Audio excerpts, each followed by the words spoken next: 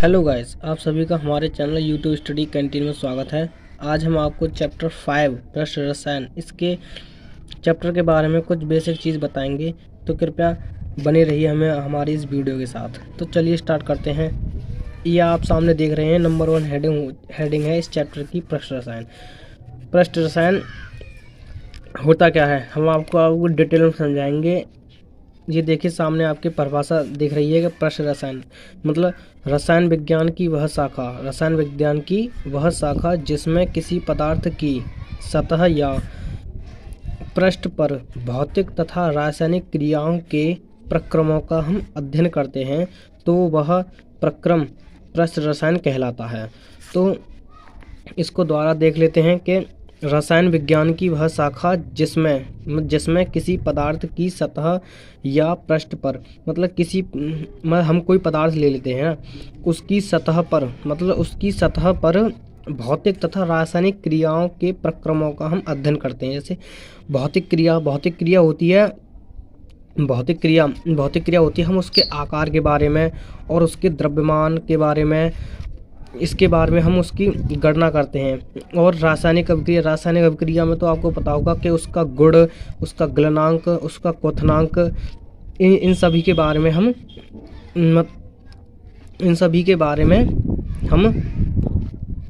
अध्ययन करते हैं। तो इसमें दे रखा है कि जिसमें किसी पदार्थ की सतह या पृष्ठ पर भौतिक तथा रासायनिक क्रियाओं के प्रक्रमों का हम अध्ययन करते हैं, तो वह प्रक्रम जिसका हम अध्ययन करते हैं तो उसे हम क्या कहते हैं? पृष्ठ रसायन कहते हैं। ये सिंपल सी भाषा है कि जिसमें हम किसी पदार्थ की सतह जैसे हम कोई पदार्थ ले लिया, मान के चलो कोई पदार्थ है, तो उसमें उसकी सतह उसके हम आकार या उसका द्रव्यमान या उसकी भौतिक संरचना या उसका गुण या उसका द्रव्यमान या उसका क्वथनांक या उसका गलनांक, इनके बारे में हम अध्ययन करते हैं, तो उसे हम पृष्ठ रसायन कहते हैं। वह वस्तु क्या वह जो क्रियाएं होती हैं, रासायनिक और भौतिक क्रियाएं होती हैं, वह पृष्ठ रसायन के अंतर्गत आती हैं, तो उसको हम पृष्ठ रसायन कहते हैं। तो उम्मीद करता हूँ आप सभी को ये अच्छी तरह से समझ में आ गया होगा। चलिए नेक्स्ट टॉपिक स्टार्ट करते हैं। ये हो गया अधिशोषण। अधिशोषण क्या होता है? अधिशोषण होता है कि जब किसी पदार्थ की सतह या पृष्ठ पर कोई अन्य पदार्थ एकत्रित हो जाता है, तो इस घटना को हम क्या कहते हैं? अधिशोषण कहते हैं। बहुत ही इजी भाषा में देखिए द्वारा से बताता हूँ मैं आपको कि जब किसी पदार्थ की सतह, मान लीजिए कोई पदार्थ है,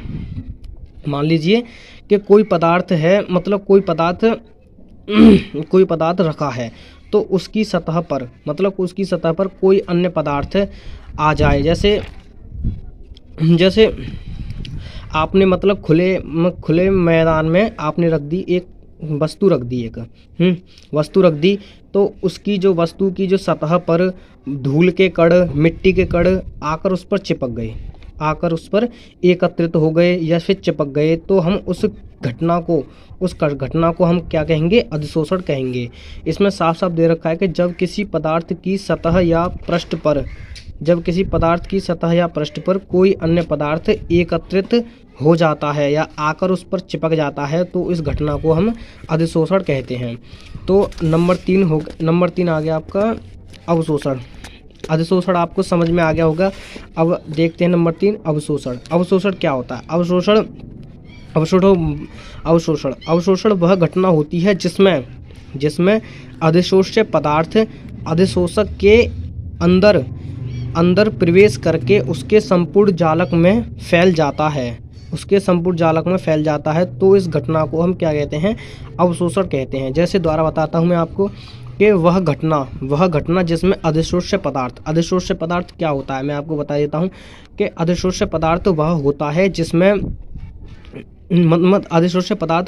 है जो किसी पदार्थ के ऊपर चिपक जाता है या एकत्रित हो जाता है, वो होता है अधिशोष्य पदार्थ। और अधिशोषक वो होता है वह पदार्थ जिसके ऊपर ये अधिशोष्य पदार्थ चिपक रहा है, उस पदार्थ को हम अधिशोषक पदार्थ कहते हैं। तो इसमें दे रखा है कि जिसमें अधिशोष्य पदार्थ अधिशोषक के अंदर प्रवेश करके उसके संपूर्ण जालक में फैल जाता है। मतलब इसमें तो था खाली अधिशोषक में था कि खाली उसकी सतह या उसके पृष्ठ पर चिपकता है, लेकिन उसकी पृष्ठ पर नहीं, मतलब उसके पृष्ठ पर नहीं, उसके अंदर प्रवेश करता है। ये जो अधिशोष्य पदार्थ है उसके अंदर प्रवेश करके उसके संपूर्ण जालक या उसके संपूर्ण क्षेत्रफल में फैल जाता है। उसके संपूर्ण क्षेत्रफल में फैल जाता है तो इस घटना को हम क्या कहते हैं? अवशोषण कहते हैं। जैसे मान लीजिए कि कोई आपने छत पर कोई वस्तु रख दी तो को धूल, हवा, इनके कण मतलब उसके अंदर प्रवेश हो गए, तो उसके अंदर जो प्रवेश हो गए धूल के कण, तो हम उसे अवशोषण कहते हैं। मतलब उस घटना को क्या कहेंगे? हम अवशोषण कहेंगे। और नंबर चार होता है शोषण। शोषण में होता है कि जब अधिशोषण तथा अवशोषण क्रियाएं एक साथ होती हैं तो इस घटना को हम क्या कहते हैं? शोषण कहते हैं। हम शोषण कहते हैं। तो हम बताएंगे कि जब अधिशोषण तथा अवशोषण, मतलब अधिशोषण में क्या होता था कि कोई अन्य पदार्थ किसी पदार्थ की सतह पर आकर एकत्रित हो जाता था, ये तो अधिशोषण में। और अवशोषण में उसके ऊपर एकत्रित नहीं, मतलब उसकी सतह के अंदर प्रवेश करके और उसके संपूर्ण जालक में फैल जाता था, ये हो गया अवशोषण। तो इसमें दे रखा है कि शोषण में होता है कि जैसे कोई पदार्थ की सतह पर कोई अन्य पदार्थ उसकी सतह पर चिपक जाए थोड़ी सी मात्रा में, और थोड़ी सी मात्रा में उसकी सतह में प्रवेश कर जाए।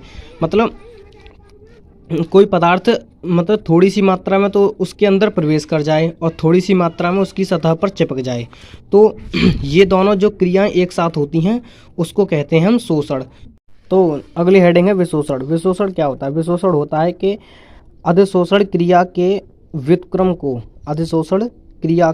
को विशोषण कहते हैं। अर्थात कि जब अधिशोषक की सतह से अधिशोष्य पदार्थ के अलग होने की घटना को विशोषण कहते हैं। ये भी एकदम बिल्कुल सिंपल है।